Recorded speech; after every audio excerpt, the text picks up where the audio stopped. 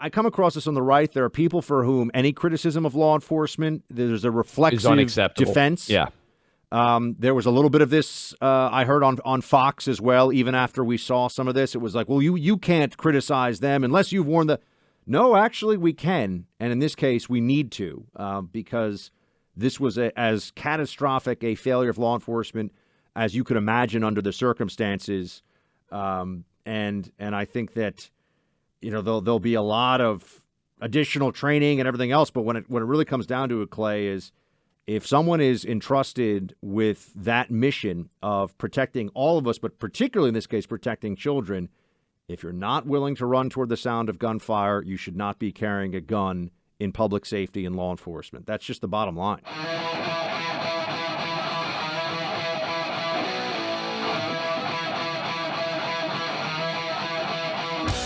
We had news that broke yesterday that we wanted to get to about the police chief in Uvalde, Texas, now former police chief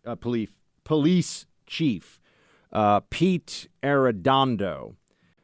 He was unanimously voted out by the board.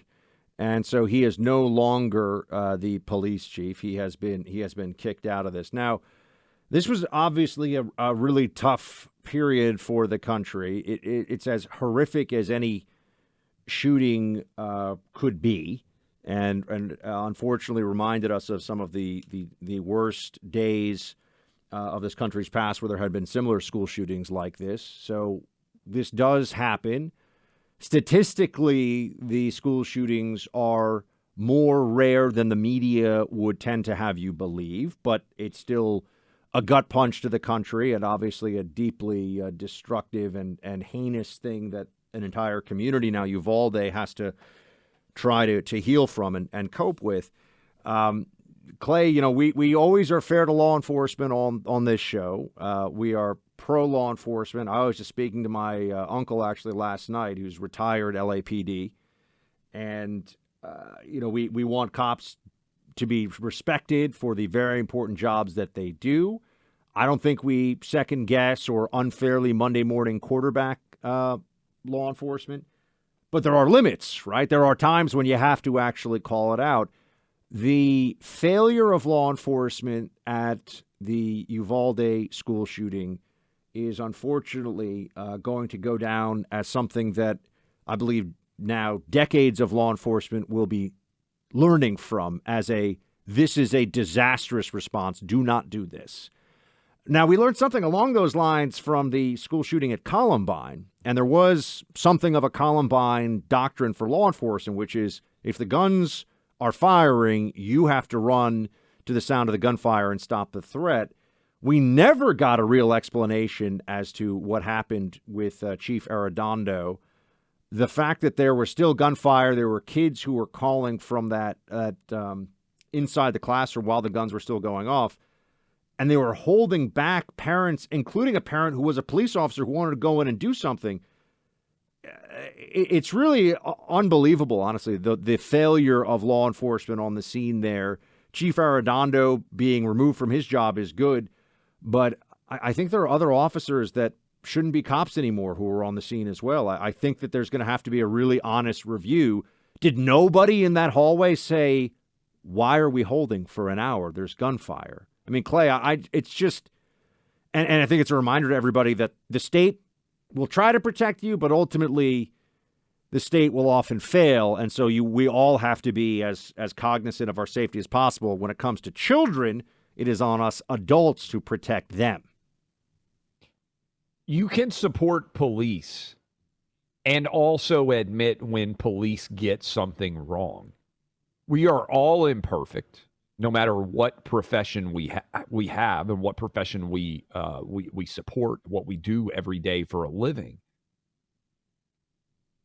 I've said on the show, and I know you've echoed it as well, if you are a police officer, the number one reason, in my opinion, you should be a police officer is to protect the innocent from the evil. It's exactly what happened in Texas. And those police officers who weren't willing to put their lives on the line don't deserve to be police officers anymore, in my opinion, based on their behavior in that situation. I believe we have audio from the Uvalde school board Of a child speaking. of yes. a kid speaking. And I want to play this because I think it's particularly emblematic of what we're saying. And I know there are a lot of police officers out there all over the country who took the lesson from Columbine, Buck, which is you go until you can't go anymore, because many of them called in and said that's specifically how we were trained. And for all of those police who lined up in the hallway and did nothing, this is going to be crushing. But for all those police out there who might find themselves in a situation like this at some point in the future, I want you to listen to this kid. By the way, she survived the shooting and was in the yes. classroom. I'm here today to make a statement. If a law enforcement's job is to protect and serve, why didn't they protect and serve my friends and teachers on May 24th?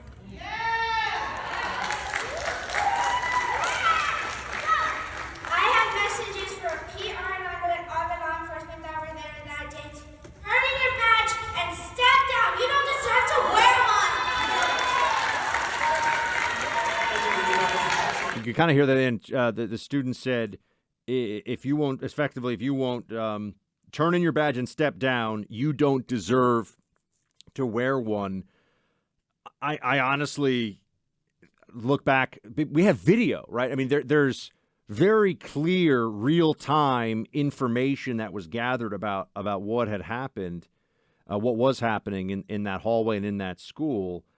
And look, we came out and said it. I will say there's always I come across this on the right. There are people for whom any criticism of law enforcement, there's a reflexive defense. Yeah. There was a little bit of this I heard on Fox as well. Even after we saw some of this, it was like, well, you can't criticize them unless you've warned the. No, actually, we can, and in this case, we need to because this was as catastrophic a failure of law enforcement as you could imagine under the circumstances, and I think that.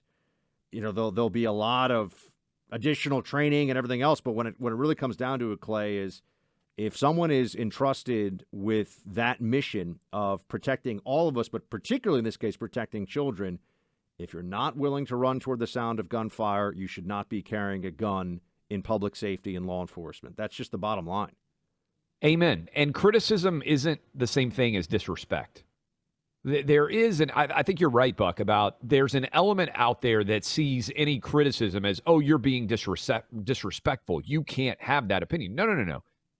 All of us are certainly not above criticism, no matter what we do. And just because your profession is a police officer does not mean that you are perfect and above criticism. In fact, criticism is how most of us get better in anything. I mean, take it outside of the world of police. Most of coaching kids is criticism, right? Most of teaching kids, much of it is criticism. No, you did that wrong. You should have done it this way.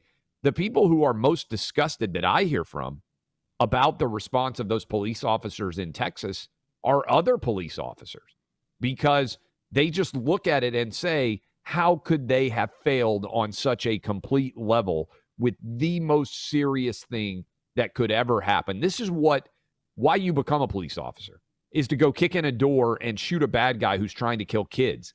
If that isn't your ultimate, this is the reason why I'm a police officer, and you're not willing to put your life on the line there, you're not willing to put your life on the line ever, and you shouldn't be a police officer. And there was also in the early stages of this, as we were analyzing this, and I think we were very fair at the different stages.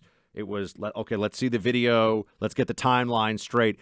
But you remember that there was some stuff going on with the timeline they officially gave that didn't make sense. The stories weren't lying. You could tell that they were hiding something. There was some degree of internal panic early on, because it's not a difficult thing within 48 hours to get an accurate timeline of a law enforcement response. How long were you there? When did people arrive? So there was obviously a bureaucratic CYA effort going on.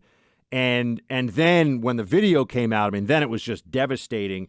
And I know that some folks are saying, oh, but Buck, this is because the defund police movement makes cops now unwilling to take certain risks or do certain things. To that, I just say, not only do you have to be willing to run toward the sound of gunfire, if you have children in a classroom that are being murdered by a psychopath, you have to be willing to get fired from your job to save them too.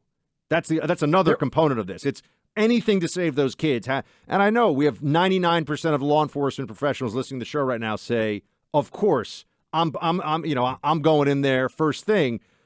But in this case, it didn't happen.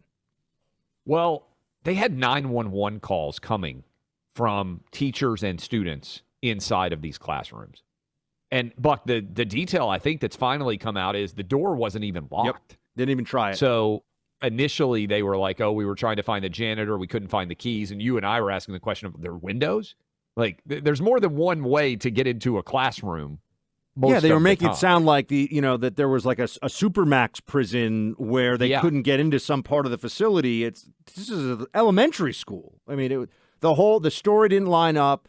I think they realized what a disaster it was from a response perspective. Never mind the horrific tragedy that we all know unfolded because of the mass murdering lunatic. So this is Arredondo is gone. And there may be some others. We'll follow up with whether there's some disciplinary measures against some of the other officers in that hallway.